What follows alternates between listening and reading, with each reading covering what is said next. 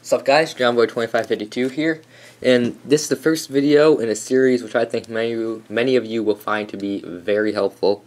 I know a lot of people struggle with math, especially when you get to higher level math such as like geometry, algebra, trig, statistics, even calculus. So I'm going to try to help you out with that a little bit here. Math has always been my favorite subject, and if I do say myself, I've gotten quite good at it, and I'd like to be able to see if I could just maybe give you guys a couple pointers and some help in how to do some certain concepts. Now I'm going to be starting with algebra, and this first video is going to be very basic, just giving you just reviewing some tools you probably learned in pre-algebra and through Algebra 1, and just giving you a very giving you some basic tools that you'll need throughout your entire math career, which would be like simplifying and solving equations and expressions. Sorry. So first of all, that brings to my first point, which is terminology. You'll hear me use these terms a lot, so I figure I'll just cover them. Let's say we have something like this: 4x minus 7 squared equals 5. And then we simply have 4x minus 7 squared. This, sorry about the frame, okay, this is called an equation, and this is an expression. The difference is that the expression has no equal sign, whereas the equation equal has the equals sign. Also, these are exponents. This, the 5, is called a constant, and the 4, the number in front of the variable, is a coefficient. Sorry, F. And then the x obviously is the variable.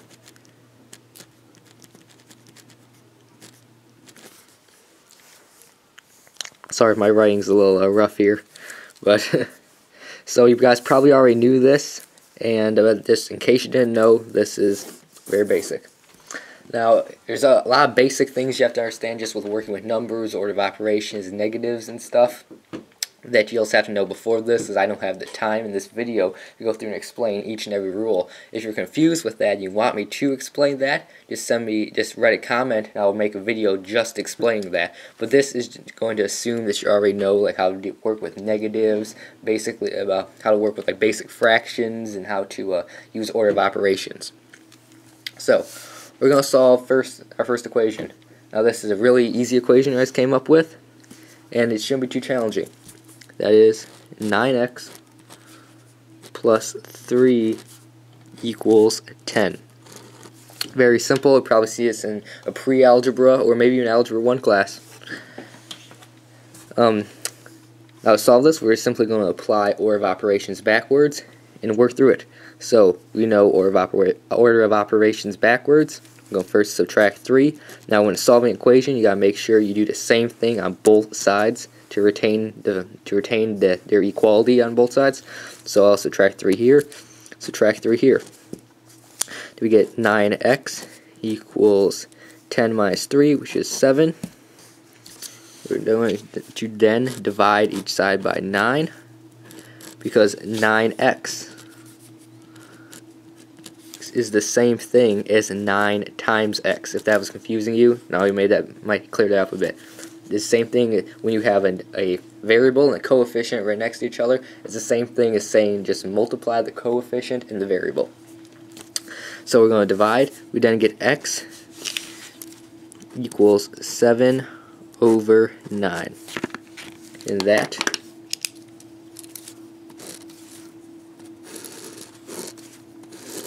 is our final answer. That was pretty simple. However, unfortunately, all the problems you get aren't this simple, and a lot of them require you to to have very good skills with manipulating numbers and be very comfortable in doing that. Something which you need to understand if you want to be successful in these classes. So I'm going to go give a few more complicated examples here. I have a few problems written down. And just let me pull out this piece of paper and let me look at them. Okay, so the first problem I want to show you guys is something which might scare you guys at first, but it's actually not that hard. I'll show you. We have x plus 2 divided by 3 equals 2x minus 4 over 2. Now, I know there's a lot of people out there that as soon as they see the division sign, they just get up, and just run in terror, and and like the fraction line, they just get up, they see the fractions division, they just get up, and pretty soon they're in the corner crying themselves to sleep. However, there is no reason to fear this. This is really simple. I'll show you. These are just fractions. Now, I know you guys are scared of fractions, but you shouldn't be scared of them. A fraction means the same thing as just dividing. It's the same thing as just saying like x over y. A fraction is the same thing as just saying x divided by y. That's one thing you need to keep understanding, because that will make some of these problems a lot easier. But in this one, I'm just going to treat them as fractions. And I know that what I need here is we're going to give them a common denominator. So when you have fractions, it's a lot easier to work with them if you have a common denominator. So I know that 3 and 2, their common denominator, since 2 doesn't go to 3 and 3 doesn't go to 2, we just multiply them. So the common denominator is 6. So I'm going to simply multiply 6 on each side, because we have to, remember, do the same thing on one side as the other. So we're going to multiply by 6 and multiply by 6. Now some of you might not know what to do with this. However, this is very simple. I'll show you. 6 is the same thing as saying 6 over 1 on both sides. And now this is where you need to understand simply how to manipulate simple fractions and things like that. We're going to, we know that when we multiply fractions, we have to multiply straight across the top and straight across the bottom. So this is going to come down to 6 parentheses x plus 2. Now we need these parentheses here, because this 6 is multiplied by the entire numerator of this fraction, which is x plus 2. You can't just say 6x plus 2. We need to put 6 parentheses x plus 2. Then we will use the distributive property on this later if you need it. And then we'll divided by 3, because 1 times 3 equals 3. Do the same thing on the other side, which would be 6 parentheses 2x minus 4 over 2. And now I'm going to further simplify this to 2 parentheses x plus 2 equals 3 parentheses 2x minus 4. And now the reason why you can do this is because you can treat this expression right here, x plus 2, and this one here, 2x minus 4, and the parentheses almost as its own variable. So I don't care what's inside the parentheses. I just care that this is a parentheses, and we'll call it y, let's say. We'll call this one z. You can treat these just like a variable. So I don't care what's in them. When you're doing this step, you can treat them just like a variable, because this is multiplied by this entire thing, meaning it'll be the same thing as like 6 times 2. This is like the 2, or a better example would be 6y. This is the y, because like the y stands for an unknown quantity. Like this could be the unknown quantity. So this, we can treat it just like a variable. So when you divide 6y by 3, that gives you 2y. This will give us 6 parentheses x plus 2 divided by 3 is 2 parentheses x plus 2 equals, and so on.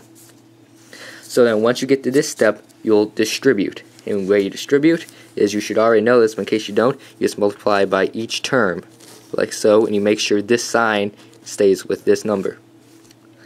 So if this one's simple, it's 2x plus 4, then it equals 6x, and you gotta remember the sign stays with the 4, so it will be minus 12. We'll then simply do again order of operations backwards. We will subtract 2x.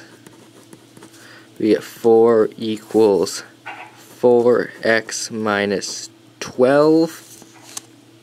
We will add 12 to both sides. Paper. And we will get 4x equals 16. Divide each side by 4. And then we get x equals 4. And that is our final answer.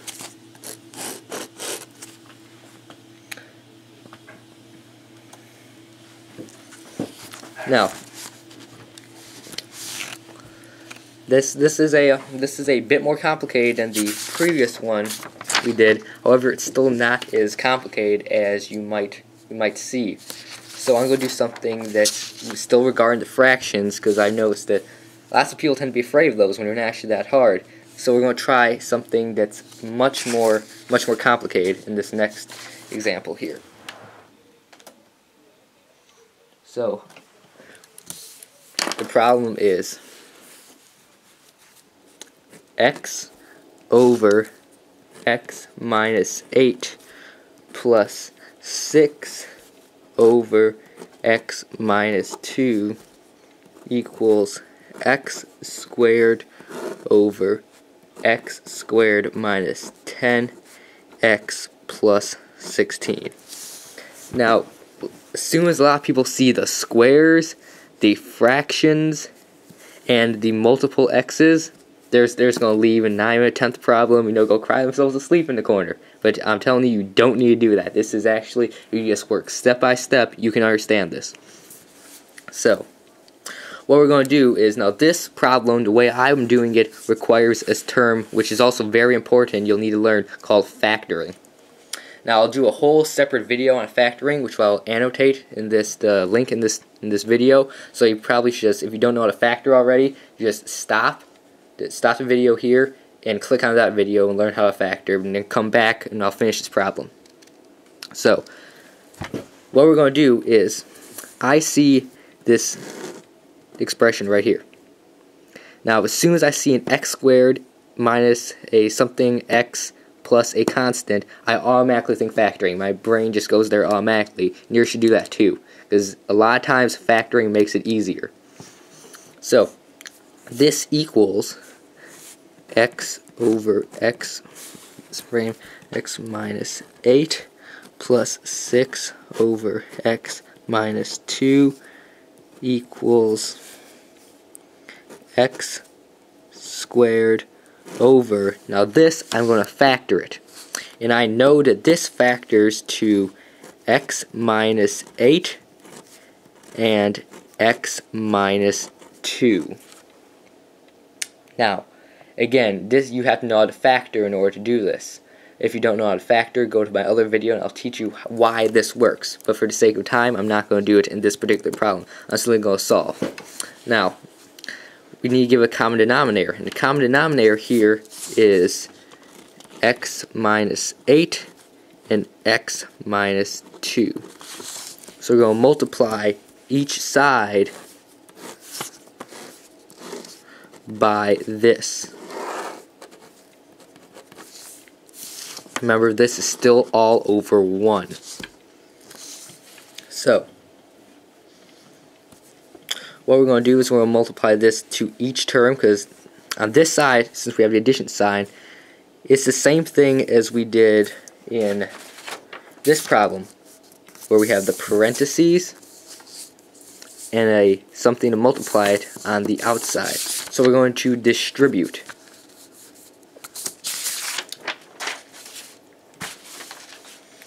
We're going to distribute this, so we multiply this by each one of these terms. Now, we're going to start with x minus 8 x minus 2 over 1. Sorry about this. It's kind of hard to keep the paper in frame when you're thinking, but here, I'll do my best here. Okay, so multiplied by x over x minus 8. For this is the first part. Now, when we do this, we're going to notice that when you multiply them, we can just put a multiplication sign between each one of these. And this, remember, go back to the fraction bar is a division sign. So we have all this divided by 1 times x minus 8, which is x minus 8. Now I know that these will then cancel, because when you have, let's say you have 4 divided by 4, you get 1. Same thing with this. This x minus 8 equals x minus 8. So they're the same thing. When you divide them, you get 1. So in this case, we'll get x, parenthesis, x minus 2 over 1. Then we'll repeat the process for this 6 over x minus 2. So we're going to get this plus, we're going to multiply it, x minus 8, parentheses, x minus 2, sorry, it's keeping this in frame, over 1. We are going to multiply this to the 6 over x minus 2. Once again, I know these will cancel, so we get x, parentheses, x minus 2 over 1, which is the same thing as just that, plus 6, parentheses, x minus 8 over 1, which is the same thing as just 6, parentheses, x minus 8, equals the other side of the equation, which we also have to multiply by the x minus 8, x minus 2. And now, in this case, the x minus 8 will cancel here, and the x minus 2 will cancel here, simply leaving your x squared over 1, which is the same thing as x squared. So this equals x squared.